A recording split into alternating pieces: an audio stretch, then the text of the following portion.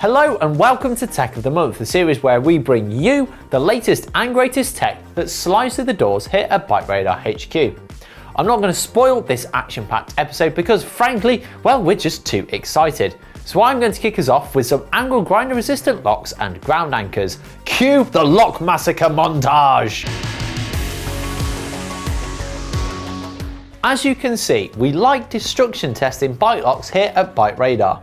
No, I'm not going to get an angle grinder out in this video, but stay tuned for our mega locks test in the new year where we'll do just that. Today I've got Hiplok's new 1000 series D-locks and ground anchors. Sadly, from the amount of posts we see on social media, bike thefts are still very abundant. If you want to protect your pride and joy from wannabe criminals, then these are about as tough as bike theft protection comes. Launched on Kickstarter earlier this month, these new expansions to the range are the A1000 and AX1000 ground anchors and the DX1000 lock. The biggest news is that the locks use a material called ferrosafe, which is welded to the metal core of the lock shackle and casing. The brand claims that they are more resistant to angle grinder attacks than any other material used in locks. Our sister publication Cycling Plus has used the D1000 lock and it proved to be one of the toughest it has ever tested. Onto the locks themselves, and the new DX1000 is essentially a bigger version of the already available D1000. Measuring a bigger 290 by 180 by 45mm, these dimensions should mean it fits even the bulkiest of electric bikes and weirdest full suspension layouts. This behemoth of a lock costs £300 or $350 and weighs 2.6 kilograms, so these will be doing well to get through it in a hurry. You compare the DX1000 with the AX1000 or A1000 ground anchor. The biggest AX1000 combines a two-piece reinforced base with 8 anchor points that hold a rotating arm. This can turn a full 360 degrees and pivot 180 degrees, so you can fold it flat when not in use.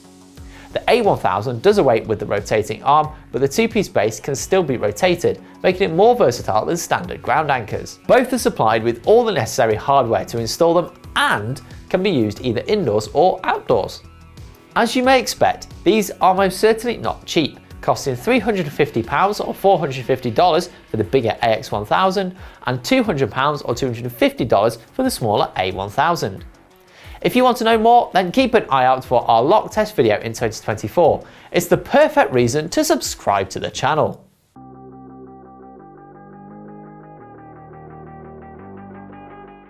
I am cold.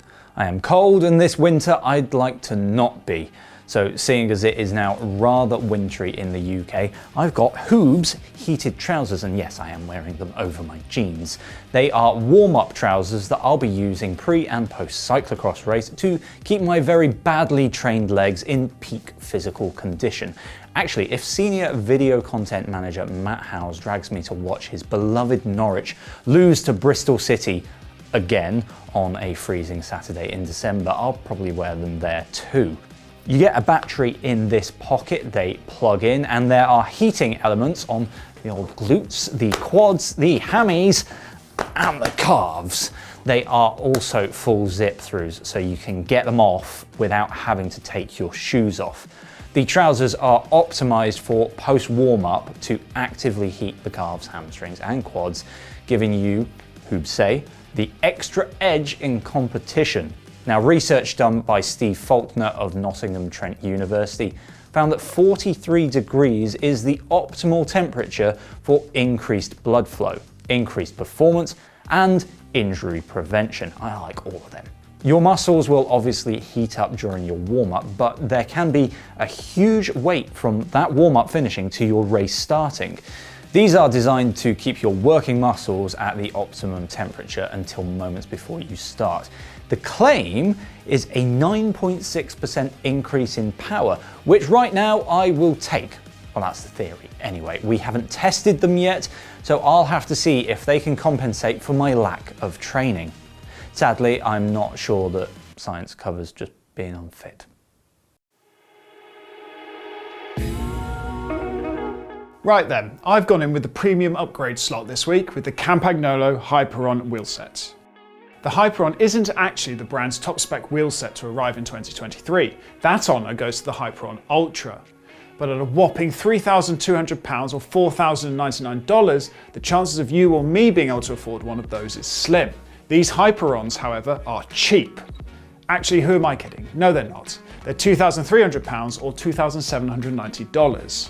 Now, there might be an element of paying for the brand name here, but inside there's no denying there's some serious specs and componentry to reckon with. Starting at the rim, it's 37mm deep with a contemporary 21mm wide internal channel. It's made using the Italian brand's handmade Ultralight carbon construction process, which it says sees the carbon layers lined up at specific angles, enabling it to land on an optimal blend of carbon and resin. It's also constructed up into a single smooth piece, rather than the typical 4 quadrants. This fortifies the rim's strength, and it's finished in Campag's mirror-like C-Lux finish. Let's be honest, unless you're a fan of contrasting branded stickers whizzing round your matte lacquered rims, the finish is quite a sight to behold. Compared to the Ultra, the Hyperon has a more ordinary spoke setup, with the external nipples at the rim. The hubs still use ceramic bearings, but on these they're the USB second tier versions rather than the top spec Colt models. Who knew anyone needed tiers of ceramic bearings, eh? Finally, the hub shells are made of lightweight alloy instead of carbon, and if you're thinking of pairing the wheel with your Campagnolo drivetrain, it comes with the standard N3W body as opposed to the N3W Light version.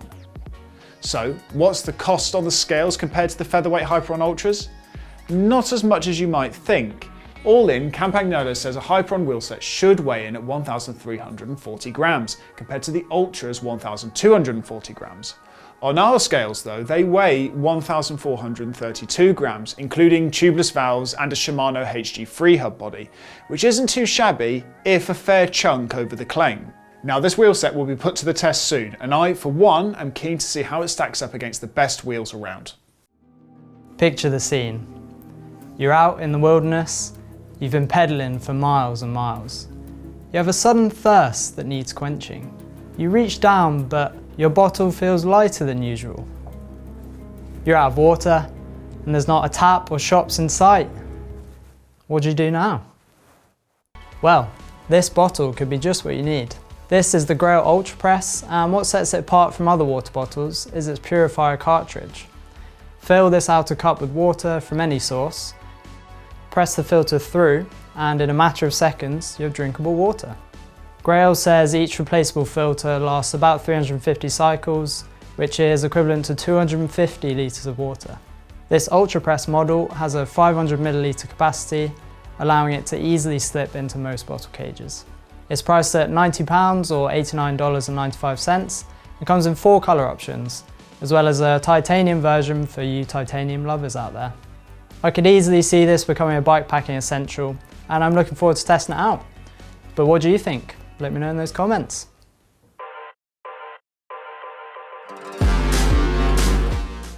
Last up on the list is this, last bike. As a fan of the hard-hitting, long-travelled bikes, I've grabbed this stunning last Tarvo MX to bring to, well, actually behind the table. Last might be a new name to you. It is to me, but the brand has a history of making stunning and truly exotic bikes. They're a bit like the equivalent of a Bugatti. Handmade in Germany, the Tarvo is limited to just 100 pieces per year. The first generation was touted to be the lightest enduro frame on the market. Last claims the latest Tarvo is still the lightest enduro-capable frame in the world and crams in even more features than its predecessor. The rear triangle has been completely redesigned, but still keeps that flex stay suspension design. What's even better is that with a swap of the rocker links, fork and shock, you can turn the Tarvo into last shorter travel Sinto, Asco and Selos bikes.